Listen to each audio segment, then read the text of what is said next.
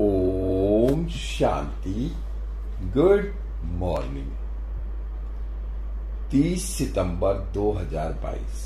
मीठे मीठे बाबा की मीठी मीठी मुरली का मीठा मीठा मनन हम सब फरिश्ते मिलकर बाप दादा के साथ करते हैं। बाप दादा संदली पर बैठे हैं और हम सब फरिश्ते बाप दादा के सामने बैठे हैं। बाप दादा दृष्टि दे रहे हैं और बाबा ने अपने हाथ मेरे सिर पर रखा और मुझे पहले मस्तक पर स्मृति का तिलक लगाया और फिर बाबा ने मुझे वरदान दिया, बच्चे विजयी रतन भव, बच्चे विजयी रतन भव। बाबा बोले, आज की मुरली से क्या शिक्षाएं ली? मीठे बाबा, आज आपने हमें बहुत प्यारी प्यारी शिक्षाएं दी। आज की मुरली तो बाबा सारी धारणाओं से भरी हुई है। मीठे बाबा, आज आपने आते ही कहा, मीठे बच्चे, इस समय सभी की तकदीर बिगड़ी हुई है क्योंकि सब पतित है। तुम्हें अब श्रीमत पर सबकी तकदीर जगानी है, पावन बनने की युक्ति बतानी। संगम पर बाबा आए हैं, हम सब की तकदीर को बना ले। 63 जन्मों से हमारी जो तकदीर बिगड़ी हुई है, उस बिगड़ी हुई तकदीर को जगाने आए हैं। अब बाबा कहते हैं, जो इस समय मैं आया हूं, तुम्हारी सबकी तकदीर जो बिगड़ी हुई थी, क्यों बिगड़ी थी, उसका कारण बाबा एक ही बताते हैं।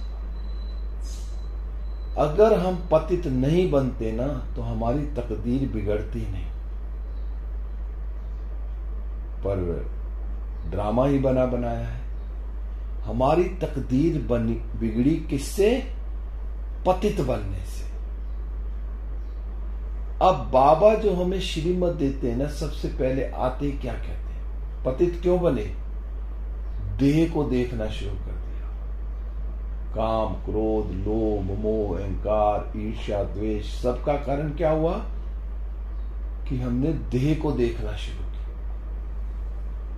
देही अभिमानी की बजाय हम देह अभिमान में आ गए, तब पतित बने। और पतित बनते ही हमारी तकदीर बिगड़ गई। और अब बाबा क्या कहते हैं? सबसे पहले क्या करना है? जो बाबा की सबसे पहली श्रीमत है कि अपने को आत्मा समझो। जब हम अपने को आत्मा समझेंगे तो हम साथ के साथ पावन भी बनते जाएंगे, क्योंकि बाबा की एक एक श्रीमत से हम अपनी तकदीर को जगाएंगे।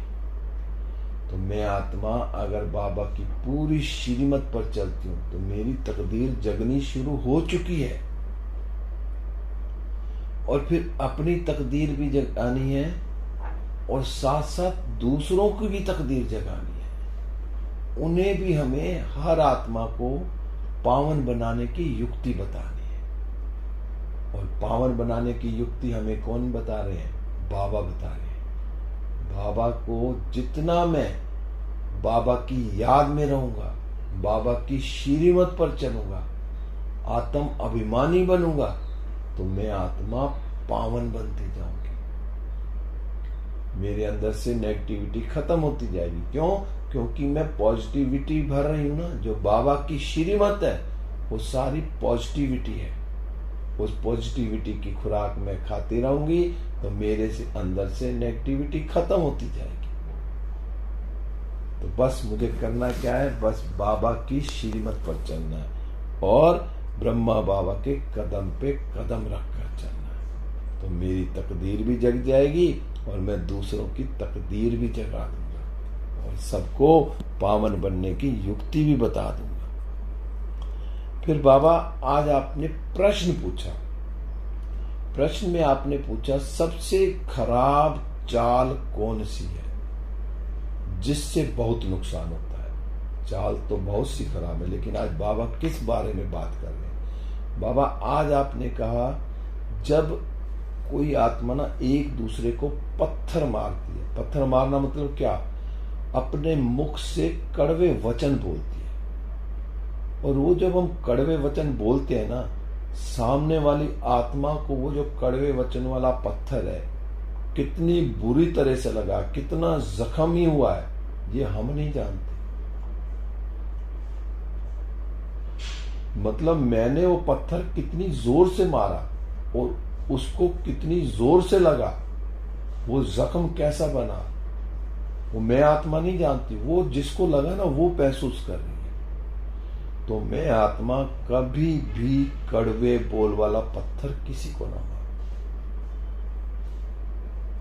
सदा कोई भी कैसी भी आत्मा हो, लेकिन मुझे क्या देना? मुझे तो बाबा ने श्रीमत दिया ना कि पॉजिटिव रहना।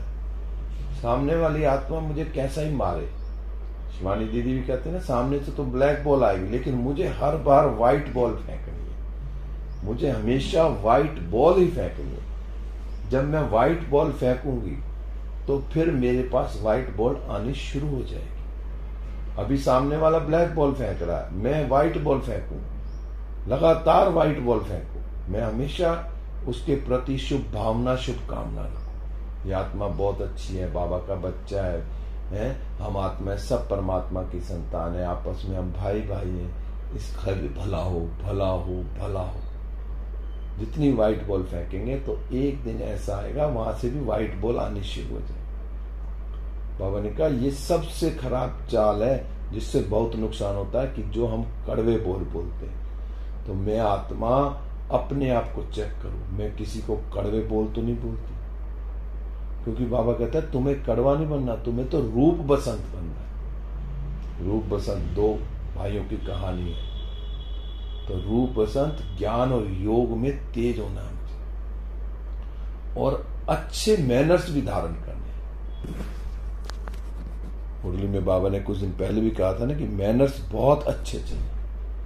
तो मैनर्स अच्छे बनते जाएंगे जब मैं बाबा की श्रीमत पर चलूंगा, सबके प्रति पॉजिटिव सोचूंगा और मेरे अंदर हर संकल्प पॉजिटिव चलेगा, तो मैनर्स भी अच्छे होते जाएंगे।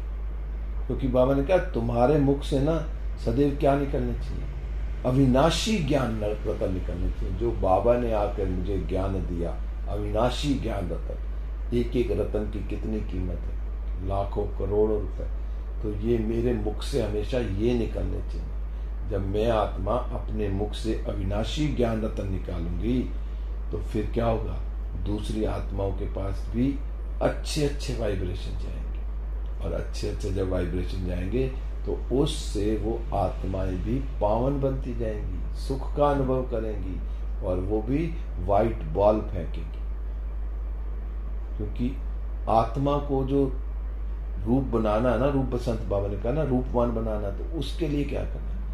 आत्मा को बाबा की याद से, जितना हम बाबा की याद में रहेंगे ना, तो हमारी आत्मा रूपवान बनती जाएगी, चमकती जाएगी।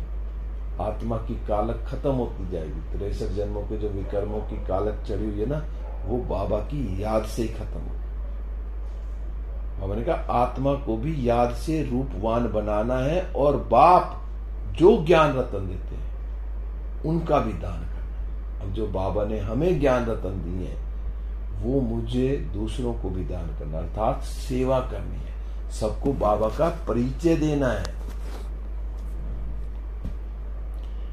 फिर बाबा ने कहा बहुत बहुत मीठे बोलने, जो हमारे बोल हो, एक एक बोल बोलने से पहले रुकना है, 1 सेकंड सोचना है, ये बोल मेरा मीठा है, किसी को दुख पहुंचाने वाला तो नहीं है। तो मैं आत्मा अपने बोलों पर बहुत कंट्रोल कर, मेरे बोल से किसी को दुख ना पहुंचे।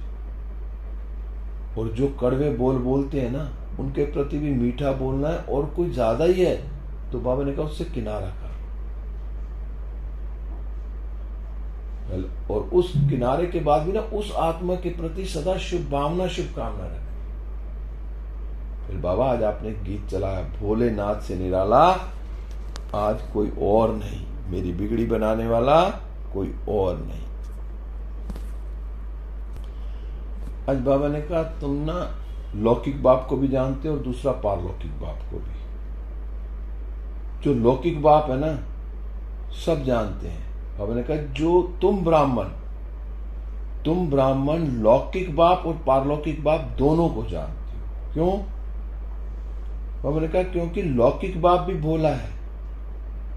अब लौकिक बाप के लिए आज बाबा ने कहा वो भी बहुत भोला है, बच्चे पैदा कर लिए, उनकी संभाल कर ली, मेहनत कर ली है, और फिर झूठ आदि बोलकर भी क्या करते हैं, झूठ आदि बोल के भी इतना पैसा कमाते हैं कि मेरे पोत्र पोत्रियां संभालें। लेकिन एक चीज याद रखनी है, बाबा कहते हैं ना कपूत और सपूत। जो सपूत होगा ना बच्चा, वो अपने आप खा कमा लेगा, और कपूत के लिए कमाना क्या। तो इसलिए हरेक का भाग्य है, अपनी जिम्मेवारी पूरी करनी है, पढ़ाना लिखाना है, सब काम करना है। लेकिन झूठ बोल के वो जो धन कमाएंगे, हमने तो पाप किया, वो आगे जाके वो धन वो भी किसी काम का नहीं रहेगा। तो इसलिए सदा सच्ची कमाई करनी है। सच्ची कमाई से ही अपने घर की, परिवार की, सबकी पालना करनी है। और उस कमाई से जो बच्चा पढ़ेगा लिखेगा, सपूत बनेगा, तो वो आगे अपने आप ही खा कमा लेगा। इसलिए बाबा कहते हैं कोई झूठ नहीं बोलना, झूठ बोलकर कोई कमाई नहीं करनी है।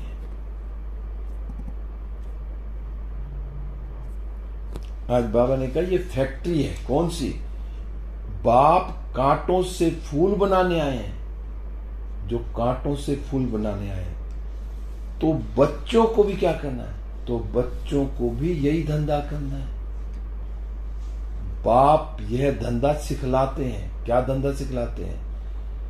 कि कांटों से फूल बनाने का। तो यह मनुष्यों को देवता, कांटों को फूल बनाने की फैक्ट्री हुई ना। इस फैक्ट्री में क्या हो रहा है? उसमें तो पुर्जे बनते हैं। यहाँ के पे क्या है?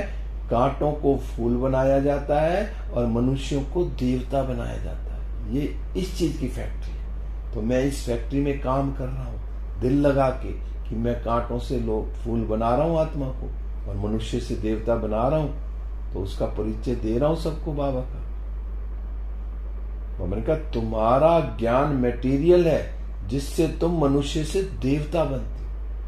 जो बाबा का ज्ञान है ना, ये ऐसा मटेरियल है जिससे तुम मनुष्य से देवता बनते। तो ये ज्ञान रतन जो लाखों करोड़ों के हैं, ये एक एक रतन कीमती है। तो इसको सबको बांटना है। तो बाबा ने कहा तो ये हुनर सीखना है। अब ये हुनर सीखना है कि कांटों को फूल बनाना है, मनुष्य से देवता बनाना है, क्योंकि ये फैक्ट्री ऐसी है। अब इस फैक्ट्री में मैंने काम करना शुरू कर दिया है। जब मेरे को इस फैक्ट्री में नौकरी मिल गई है, तो मुझे अब ये काम करना ही करना। बाबा ने कहा बिगड़ी को बनाते रहो, पत्थर बुद्धि को पारस बुद्धि बनाओ। तो मैं आत्मा पहले खुद पारस बनी हूं, जब तो मैं किसी को भी छूऊं तो वो भी पत्थर से पारस बन जाए। हमने कहा ये तुम्हारी ना गॉडली मशीनरी है। हम बच्चों की कौन सी है? Godly machinery. और बाबा ने कहा क्रिश्चियन जो है ना, जैसे क्रिश्चियन की मशीनरी होती है ना, वो क्रिश्चियन बनाते हैं, और हम क्या बनाते हैं? हमारी जो मशीनरी है, हमारी जो फैक्ट्री है, उसमें कांटों से फूल बनाया जाता है और मनुष्यों को देवता बनाया जाता है। हमने कहा तुम्हारी जो ईश्वरीय मशीनरी है, पतितों को पावन बनाने की। तो मैं आत्मा जब इस फैक्ट्री में काम करती हूँ, जिस मशीन को चलाती हूँ, उस मशीन का नाम क्या है? पतितों को पावन बनाने वाली वो मशीन है। अब बाबा ने मुझे पावन बनाया, अपनी फैक्ट्री में रखा, तो मैं औरों को भी पति से पावन बनाऊं, फूल से कांटों से फूल बनाऊं, और मनुष्य से देवता बनाने। फिर आज बाबा ने कहा अब याद किसको करना है? बाबा ने कहा अब याद करना है विधेयी को, विचित्र को, जिनका कोई चित्र नहीं है। उनको आना जरूर पड़ता है। शिव बाबा का कोई चित्र नहीं है, विधेयी है, उनको आना पड़ता है। बाबा ने कहा गाया भी जाता है ना, ब्रह्मा द्वारा देवता, ब्रह्मा द्वारा ब्राह्मण देवता क्षत्रिय धर्म की स्थापना। शिव बाबा ब्रह्मा तन में आके 3 धर्मों की स्थापना करते हैं। कौन सी? बाबा ने कहा ब्राह्मण देवता क्षत्रिय। देवी देवता धर्म में 2 आ गए, है, देवता और क्षत्रिय, और अब ब्राह्मण की करनी। तो हमारा धर्म कौन सा है? आदि सनातन देवी देवता धर्म, और अब हम ब्राह्मण बन गए। तो ये 3 धर्म की स्थापना बाबा करते हैं। बाबा ने कहा निंदा करने वाले का ना संग कभी नहीं करना है, ना गलानी करनी है ना सुननी है। हमें किसी की गलानी नहीं करनी और ना ही सुननी है। कोई सुनाए ना तो बोलो व्रत है, जैसे आजकल व्रत रखा हुआ है ना नवरात्रों में, ऐसे गलानी सुनने वालों से तो भाई मैं कह देना कि मैं गलानी किसी की नहीं सुनती, मेरा तो व्रत है 365 दिन। बाबा ने कहा बुद्धि को पारस बनाने के लिए क्या करना? मुख से सदा ज्ञान रत्नों का दान देना। तो मैं आत्मा सारा दिन में मुख से कितने ज्ञान रत्नों का दान करती हूं, तो अपने आप को चेक करना। फिर आज बाबा ने वरदान दिया। बाबा ने वरदान में कहा कि प्रत्यक्षता और प्रतिज्ञा के बैलेंस द्वारा सर्व को बाप की ब्लेसिंग प्राप्त कराने वाले विजयी रतन भव। और विजयी रतन भव बाबा ने कह दिया कैसे बनेंगे विजयी रतन। बाबा ने कहा ये बैलेंस शब्द है ना, ये वैसे भी जिंदगी में कहीं भी बहुत जरूरी है। ये बैलेंस हर जगह बैलेंस बना के रखना, चाहे हम परिवार में रहते हैं, चाहे कहीं हम और जगह भी जाते हैं, कोई भी कार्य करते हैं, सब में बैलेंस बना के रखना। और आज बाबा ने बताया कि जो प्रत्यक्षता का नगाड़ा बजाने के लिए ना क्या करना? दृढ़ता संपन्न प्रतिज्ञा करो। अब सबसे पहले प्रतिज्ञा करनी है। बाबा कहते हैं ना ऐसी प्रतिज्ञा करनी है मर जाए गर्दन कट जाए लेकिन हमारी प्रतिज्ञा भंग ना हो। बाबा ने कहा आज प्रतिज्ञा करना है मतलब क्या? प्रतिज्ञा करना मतलब माना जान की बाजी लगा देना। अब बाबा की जो श्रीमत है, कुछ भी हम प्रतिज्ञा करते हैं वो प्रतिज्ञा दोबारा टूटनी नहीं चाहिए। जो धारणा हमने एक बार कर ली दोबारा वो टूटे ना, चाहे उसके लिए हमें अपनी जान की बाजी भी लगानी पड़े। दुनिया में भी कहते हैं ना प्राण जाए पर वचन ना जाए, तो यहां भी बाबा कहते हैं जान चली जाए लेकिन प्रतिज्ञा नहीं जा सकती। जो प्रतिज्ञा करी है ना दृढ़ प्रतिज्ञा, वो कभी भी दोबारा वो प्रतिज्ञा से ना टूट जाए। प्राण चले जाए प्रतिज्ञा नहीं जानी चाहिए। हमने कहा दृढ़ प्रतिज्ञा वाले कैसी भी परिस्थिति में हार नहीं खा सकते। वह गले का हार अर्थात विजयी रतन बन जाते। जो दृढ़ प्रतिज्ञा करते हैं ना बाबा गारंटी करते हैं, अगर उस प्रतिज्ञा पे हम चलते हैं ना, परिस्थितियां कैसी भी आए, कितनी भी परिस्थितियां हमारा पेपर लेने आएंगी, लेकिन हम उस हर पेपर में पास होंगे। क्यों? क्योंकि हमने दृढ़ता की प्रतिज्ञा की। जो भी प्रतिज्ञा की है उसको दृढ़ संकल्प से पूरा कर रहे हैं। बाबा ने कहा तो जब ऐसी दृढ़ प्रतिज्ञा करो तब प्रत्यक्षता होगी। जब हमारी प्रतिज्ञा दृढ़ता वाली होगी तो प्रत्यक्षता भी तभी होगी। बाबा ने कहा जब प्रत्यक्षता और प्रतिज्ञा इन दोनों का बैलेंस ही क्या करेगा? सर्व आत्माओं को बाप दादा द्वारा ब्लेसिंग प्राप्त करने का आधार है। अब प्रत्यक्षता भी करानी और प्रतिज्ञा भी। तो बाबा ने कहा इन दोनों का बैलेंस ही क्या करेगा?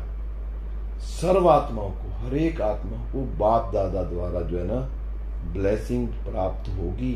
आधार यही है। मैं आत्मा दृढ़ प्रतिज्ञा करूं कि मुझे विजयी बनना है, तो उसके लिए हर आत्मा को जो भी है, जो भी सामने आए, हर परिस्थिति में कैसी भी हो, मुझे सबका भला करना ही करना। फिर आज बाबा ने स्लोगन में कहा कि लवलीन स्थिति का अनुभव करो तो स्मृति विस्मृति के युद्ध में समय नहीं जाएगा। अब सारा दिन बाबा के मैं साथ हूं, सदा लवलीन स्थिति में रहती हूं। जब मैं सारा दिन लवलीन स्थिति में रहूंगी तो मुझे स्मृति विस्मृति के युद्ध में समय नहीं खराब करना पड़ेगा, कोई ज्यादा नहीं सोचना पड़ेगा, बुद्धि नहीं चलानी पड़ेगी, क्यों क्या में नहीं आना पड़ेगा। बस मुझे सारा दिन क्या करना है? मैं तो बाबा के लव में लीन हूं। ओम शांति। अब हम सब फरिश्ते उड़ चले विश्व ग्लोब पर। बाप दादा की किरणें मुझ पर आ रही हैं और मुझसे सारे विश्व में फैल रही हैं। सारा विश्व सतो प्रधान होता जा रहा है और मैं फरिश्ता बाबा के साथ सूक्ष्म वतन में बाबा से दृष्टि लेते हुए वरदानों से भरपूर होकर वापस इस देह रूपी मंदिर में हूं। ओम शांति।